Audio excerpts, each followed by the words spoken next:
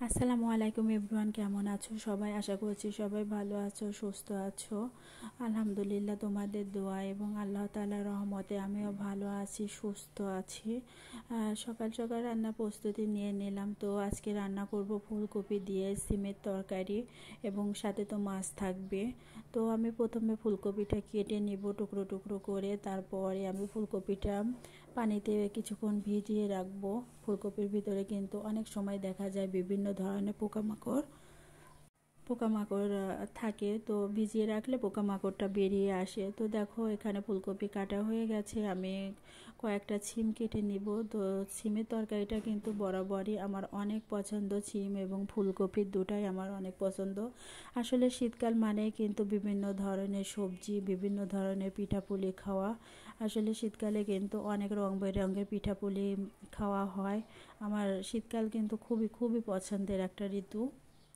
তো দেখো তরকারিগুলো কিন্তু কাটা হয়ে গেছে, ফুলকপিও কেটে নিয়েছি, ছিমও কেটে নিয়েছি, আর মাছগুলো আমি মাখিয়ে ভেজে নিচ্ছি। তো মাছগুলো অলরেডি ভাজা হয়ে গেছে। এখন আমি সকল প্রকার মশলা দিয়ে কষিয়ে নিব। প্রথমে পেঁয়াজ দিয়ে দিব।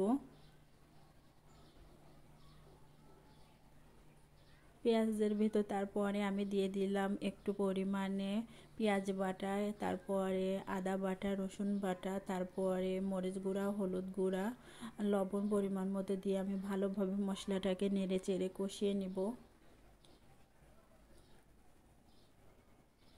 আসলে আমাদের রাজশাহী অঞ্চলে কিন্তু আমটা যেমন পপুলার, তেমন কিন্তু খেজুর রসটাও কিন্তু অনেক পপুলার। তো খেজুর রসের কিন্তু বিভিন্ন ধরনের পিঠা পুলি পায়েস সব কিছুই কিন্তু ভালো লাগে। আসলে গ্রাম অঞ্চলে সব জিনিসই কিন্তু খাঁটি এবং টাটকা জিনিস পাওয়া যায়। আসলে এবছর হয়তো বা শীতে যেতে পারবো না, তবে গ্রাম থেকে কিন্তু মা ঠিকই পাঠিয়ে দিবে। তো মায়ের ভালোবাসার কোনো তুলনা হয় না।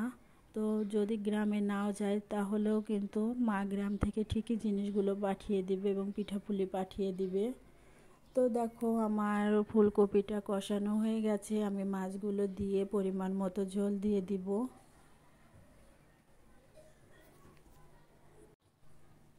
তো পরিমাণ মতো ঝোল দেওয়া আমার হয়ে গেছে।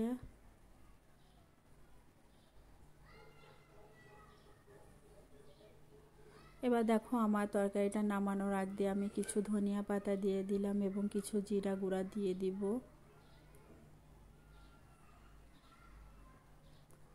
তো পরিমাণ মতো আমি একটু জিরা গুঁড়া দিয়ে দিলাম। দেখো আমার তরকারির রান্নাটা প্রায় কমপ্লিট হয়ে গেছে। তো মাশাআল্লাহ আমার তরকারিটা কিন্তু খেতেও অনেক মজা হয়েছিল।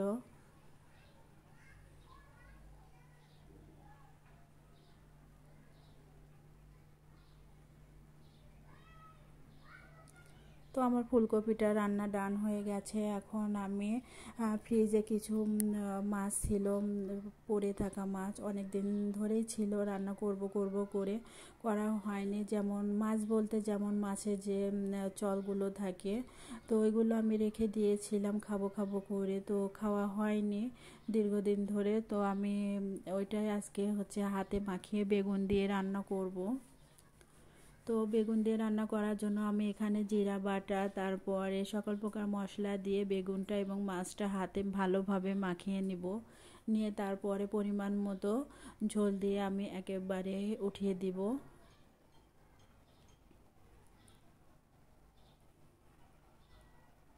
তো দেখো আমি পরিমাণ মতো কিন্তু পানি দিয়ে দিলাম এবং দেখো এখানে বলক উঠে গেছে।